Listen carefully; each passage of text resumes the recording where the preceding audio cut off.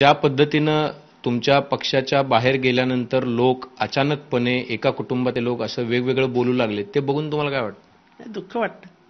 साहजिक आहे की ज्या माणसाने कुटुंबाला रेकग्निशन दिलं, ज्या माणसाने ओळख दिली, त्या माणसाचं अस्तित्वच पुसण्याचं जर काम कुठनं होणार असेल आणि ते पण कुटुंबातल्या माणसाकडनं, म्हणजे मला नेहमी विचार येतो की शरद पवार माणूस नाही असं तुम्ही समजता का?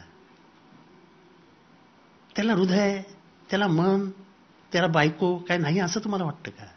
त्याला दुःख होत नसेल असं तुम्हाला वाटतं का? त्याचे अश्रू दिसत नाहीत. मी त्यांना रडताना बघितलंय, मी बघितलेलं आहे. तुम्ही शरद पवार महाराष्ट्रातल्या कोणीच बघितलेलं नाही. मी बघितलंय ज्यांच्या डोळ्यातल्या.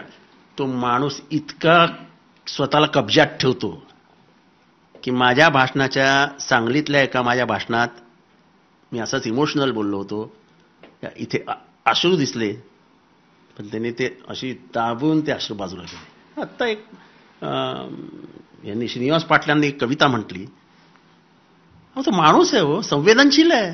संवेदनशील होता म्हणून लातूरच्या भूकंपामध्ये 45 दिवस तिथे राहून त्यांनी घरं उभी केली हो. बॉम्ब ब्लास्टमध्ये प्रत्येक बॉम्बच्या ठिकाणी गेले, हॉस्पिटलमध्ये गेले. तो संवेदनशीलच आहे. तुम्ही भावनिक राजकारण करता असा आरोप करतायत ना पण अजित पवार.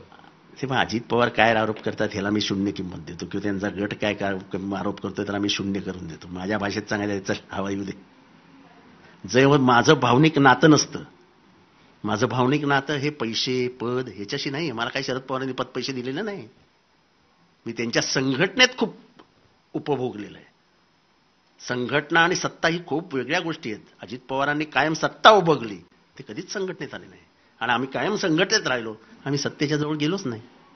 हा फरक आहे मानसिकतेतला. हा विचारांचा संघर्ष असतो जेव्हा तुम्ही संघटनेतनं पुढे जाता. तेव्हा आम्ही संघटनेतनं आलो असल्या कारणाने आम्हाला शरद पवारांना सोडावंसंच वाटत नाही. कारण का शेवटी आमच्यात त्यांचे विचार रुजलेले आहेत ना. शिव फुले शाहू आंबेडकर, शरद पवारांचं महिला धोरण, शरद पवारांनी डॉक्टर बाबासाहेब आंबेडकर यांच्या विद्यापीठाचं गेलेलं नामकरण, हे सगळे नजदीकच्या काळातले आहेत ना. ही घटना